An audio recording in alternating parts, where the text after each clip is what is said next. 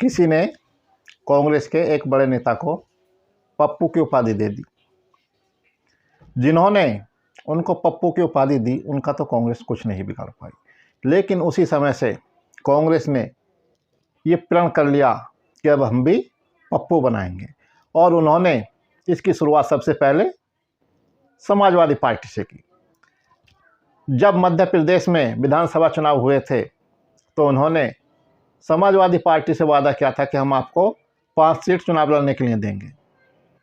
Samajwadi party इंतजार में, आस में, उम्मीद में कि भाई वहाँ तो कांग्रेस पार्टी सत्ता में आ रही है, अगर हम 5 सीट लड़ गए तो 1-2 विधायक जीत भी जाएंगे। रात के 1:30 बजे तक कांग्रेस ने समाजवादी पार्टी के नेताओं को गेट के बाहर इंतज़ार करवाया, और इंतज़ार करवाने के बाद कह दिया कि भाई जाओ, हम आपको एक भी सीट लड़ने के लिए नहीं देंगे। इस प्रकार सबसे पहले उन्होंने समाजवादी पार्टी का पप्पू बना दिया।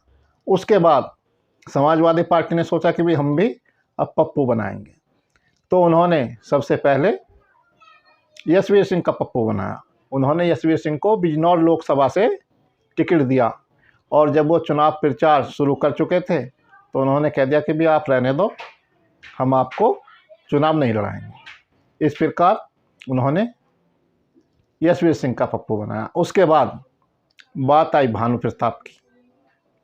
उन्होंने एडवोकेट भानु प्रताप सिंह को मेरठ से लोकसभा का प्रत्याशी घोषित कर दिया। उनको भी बड़ी खुशी हुई, प्रचार में जुट गए। तभी समाजवादी पार्टी बोली भी रहने दो, आपका इतना ही काम था, और उनका भी टिकट काट दिया। इस प्रकार भानु प्रताप सिंह भी पप्पू बन गए। उसके बाद समाजवादी पार्टी ने नंबर लिया चंद्रशेखर आज़ाद का।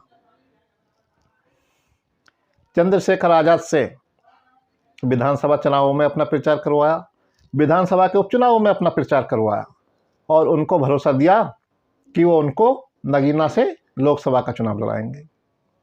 लेकिन जैसे ही लोकसभा चुनाव की घोषणा हुई तो समाजवादी पार्टी ने कह दिया कि भाई उन्होंने तो हमारा लाभ उठाया है, हम उनको चुनाव नहीं लड़ा सकते, भाई जो आपको करना करिए, हम आपको चुनाव नहीं लड़ाएंगे। और इस प्रकार से उन्होंने आज़ाद समाज पार्टी का पप्पू बना दिया। फिर उसके बाद उन्होंने मुरादाबाद में एस टी हसन का पप्पू बना दिया। एस टी हसन जो समाजवादी पार्टी के वर्तमान में सांसद हैं, उनसे कहा कि भाई आप यहाँ से चुनाव लड़ोगे, और उनको सिंबल दे दिया। वो नामांकन भी कराए, लेकिन जब नामांकन का आखिरी दिन था तो उन्होंने रुचि वीरा को सिंबल दे दिया और रुचि वीरा से नामांकन करवा दिया, और एस टी हसन का टिकट कट गया। इस प्रकार से उन्होंने एस टी हसन को पप्पू बना दिया। अब कांग्रेस, जिससे पप्पू की शुरुआत हुई थी, उन्होंने पप्पू यादव को ही पप्पू बना डाला। कांग्रेस ने कहा था कि अब हम किसी को नहीं छोड़ेंगे, चाहे वो कोई पप्पू यादव हो या कोई और हो, हम सबको पप्पू बनाएंगे। उन्होंने पप्पू यादव की पार्टी का अपनी पार्टी में विलय करवा लिया और कहा कि हम आपको गठबंधन के तहत पूर्णिया लोकसभा से चुनाव लड़ाएंगे।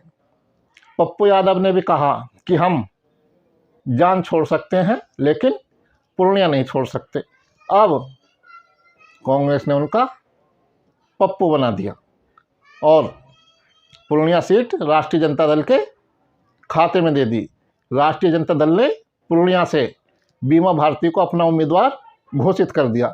इस तरह से कांग्रेस और उसके सहयोगी दल अपने ही नेताओं का पप्पू बनाते आ रहे हैं, क्योंकि वो किसी अन्य दल का तो पप्पू बना नहीं सकते, इसलिए वो आपस में ही पप्पू पप्पू खेल रहे हैं।